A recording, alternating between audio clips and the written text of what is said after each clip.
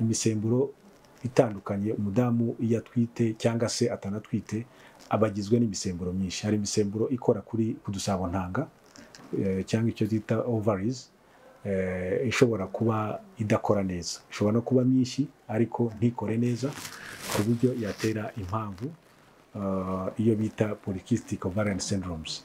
Iyo ni imwe mu mpamvu ishobora gutuma umuntu atabona imihango.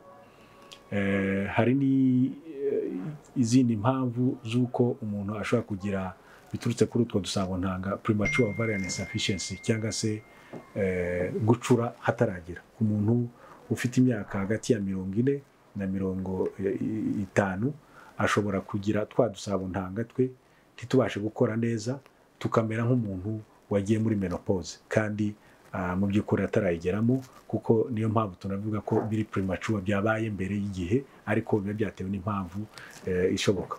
Hari umuntu ashobora kugira umusemburo bita prolactin uri hejuru.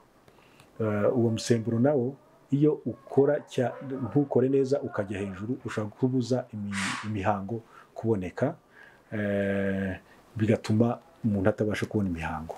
Hari abantu dusanzwe tumenyereye baba athlete biruka cyane.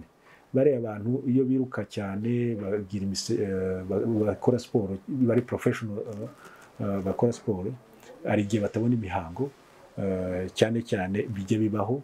Hakaba n'impamvu za stress. Umuntu ufite stress ashobora kutabona imihango. Hakaba n'izindi mpamvu mu by'ukuri zishobora guturuka ku mpamvu zo mu bwonko, ububyimba.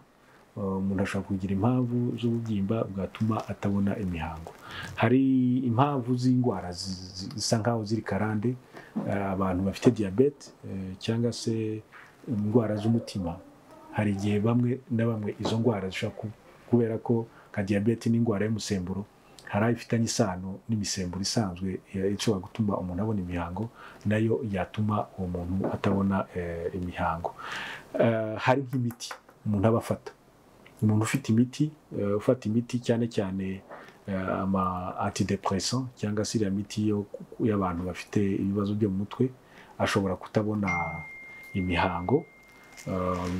Hakaba n'izindi mpamvu zishoboka ziturutse kuri nyababyeyi ubwayo. Nk'umuntu wakorewe ibyo bita dilatation and curettage, akaba baraharuye cyane muri nyababyeyi indani, hasa nkaho hatabasha gutuma imihango yaza. Uwo muntu birashoboka, cyangwa umuntu wigeze kugira ikibazo cyo kuva cyane abyara, kubera ko kuva bifitanye isano no ku bwonko muri hypothalamus.